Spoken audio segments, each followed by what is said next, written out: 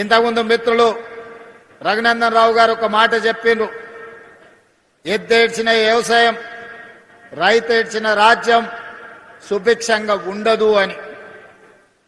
ఈ నానుడిని మా ప్రభుత్వం, వ్యక్తిగతంగా నేను సంపూర్ణంగా విశ్వసిస్తాను, నమ్ముతాను.